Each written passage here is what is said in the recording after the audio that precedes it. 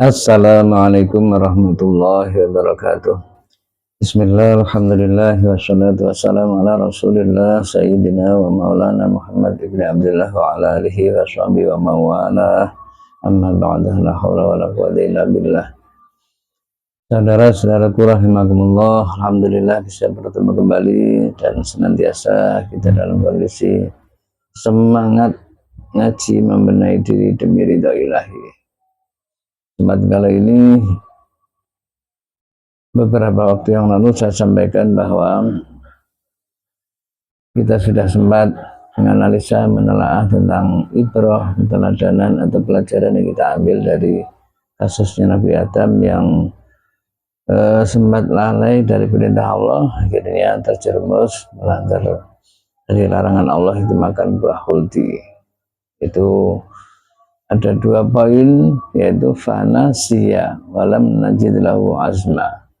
Nabi Adam lupa dengan larangan itu, dan yang kedua tidak ada kemauan yang kuat untuk ngistok nih larangan itu. Tentu semua ini sekali lagi kita ambil pelajaran bagaimana supaya kita tidak terjerumus bagaimana yang pernah dilakukan oleh yang kita, mbah kita, yaitu Nabi Adam. Saudara-saudaraku rahimakumullah, kali ini kita akan ambil pelajaran dari putra beliau yang namanya Qabil, yang dijuluki sebagai pembunuh pertama di dunia ini. Di satu ayat dikatakan wa il qaraba qurbana fatuqabbala min ahdihima wa lam yutaqabbal min al-akhar. Tentu cara kita ambil pelajaran, kita telusuri kenapa si Qabil sampai akhirnya dengan teganya membunuh saudaranya si Habil. Ayat itu menyampaikan wa il qaraba, yaitu pada suatu saat antara Qabil dan Habil itu mengadakan kurban, mengadakan satu amalan, boleh jadi bentuk amalan, boleh jadi yang intinya menjalankan taqarruban, mendekatkan diri kepada Allah, yang tujuannya agar supaya dekat kepada Allah. Namun salah satu dari keduanya itu kurbannya. Taruhlah andaikan sebagaimana kita berkorban, misalnya menyembelih kambing dalam rangka mendekatkan diri kepada Allah, namun korbannya si Qabil ini tidak diterima.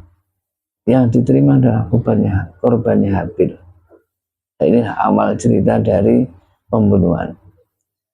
Lantas saat itu spontan si Qabilnya bilang begini, la aqtulannak, sungguh kami akan membunuh kamu wahai Habil.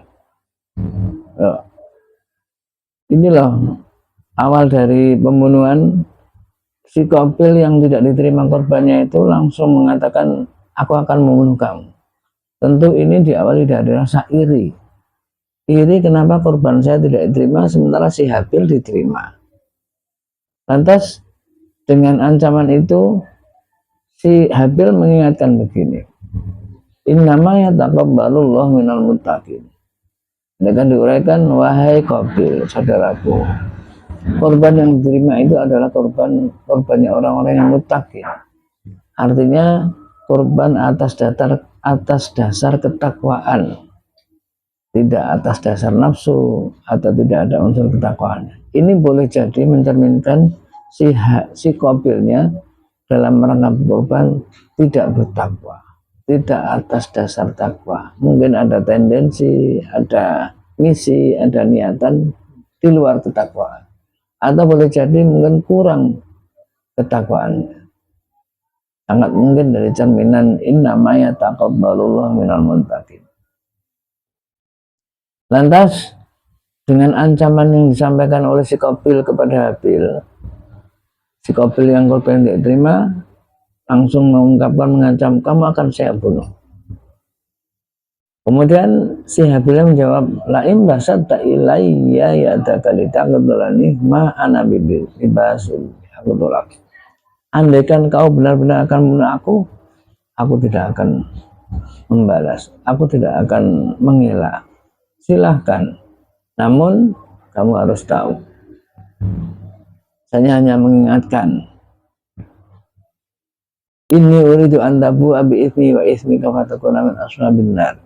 Ingatlah atau sadarlah wahai saudaraku, andaikan kamu benar-benar akan membunuh aku, niscaya kamu akan ditimpakan dosaku, atau sebaliknya mungkin pahala kamu akan diberikan ke aku dalam rangka balasannya itu, dan kamu jadi orang-orang yang rugi. Di saat diingat seperti itu, ternyata si Qabil tidak menghiraukan, bahkan lebih menuruti hawa nafsunya. Fatawwa'at lahu nafsuhu qatla akhihi. Akhirnya faqatalahu fa asbaha minan nadimin. Inilah detik-detik perjalanan Qabil di saat mau membunuh. Jadi diawali dari iri, kemudian merencanakan jahat, kedua merencanakan jahat akan membunuh. Dan di saat yang seperti ini dinasihati sudah nggak masuk. Fatawwa'at lahu, nafsunya yang menggebu, nafsunya yang merayu, nafsunya yang seakan-akan nanti andaikan dia membunuh masalah akan selesai. Jadi terus dirayu dengan nafsu, digoda dengan nafsu, akhirnya fatawwa'at lahu nafsuhu qatla akhihi. Akhirnya faqatalahu wa aswami. Inilah detik-detik itu. Marilah kisah ini kita ambil pelajaran dari sisi sedemikian gelapnya seseorang yang sudah kejangkitan dengan yang namanya iri. Jadi semua diawali dari hasad tentang kebijaksanaan Allah, bahwa Allah hanya menerima korbannya Habil. Ini kan satu kebijaksanaan, sesuatu sikap yang bijaksana, sikap yang adil, karena Qabil korbannya didasari atas ketakwaan. Mengikuti perintah Allah, diperintahkan untuk berkorban, akhirnya menjalankan ini atas dasar ketakwaan, sementara si Qabil tidak atas dasar ketakwaan.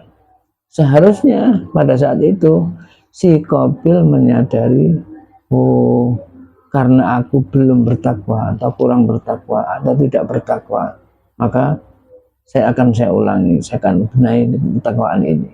Seharusnya saat itu yang dia tampilkan begitu, tidak malah melampiaskan sifat irinya itu, malah mengancam saudaranya akan membunuh, dan bahkan naudzubillah sampai terrealisasi, terbukti dengan pembunuhan. Nah, ini satu bentuk yang sebenarnya bisa juga dicegah untuk tidak terjadi.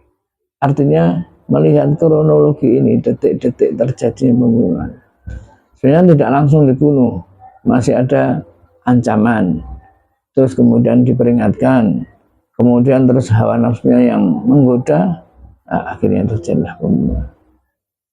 Dan lagi ini kita jadikan satu pelajaran, bahwasanya di saat kita sedang dikuasai nafsu, maka sebagai ciri orang yang beriman, wa imma yanzaghanaka minasyaitonir nazghun fasta'idz billah.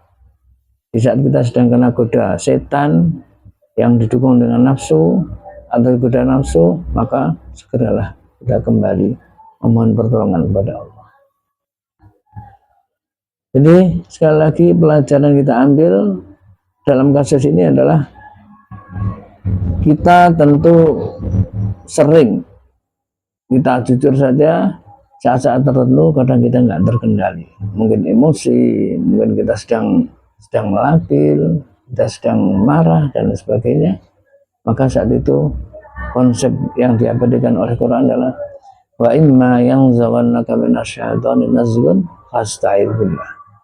Di saat kita sedang kondisi galau, mungkin karena digoda setan, karena kena pengaruh nafsu, maka segeralah fasta'idz billah, memohon perlindungan kepada Allah Subhanahu wa taala. Karena hanya Allah yang bisa kita andalkan, kita mohon pertolongan. Tentu saat itu innal ladzina taqaw idza massahum dha'ifun minasyaitani tadzakkaru fa idza hum mubsirun. Ciri-ciri orang yang bertakwa adalah di saat sedang tersentuh godaan setan, godaan nafsu, terpengaruh yang jelek, kalau dia bisa ingat kepada Allah, maka saat itu fa idza hum mubsirun, langsung dia akan tersadarkan karena berkat ingatnya dia kepada Allah. Kesimpulannya dalam kasus ini adalah bagaimana kita setiap saat lebih-lebih dalam kondisi yang labil, kondisi yang tidak terkendali, maka secepatnya sesegera mungkin kita segera ingat kepada Allah, mohon pertolongan kepada Allah.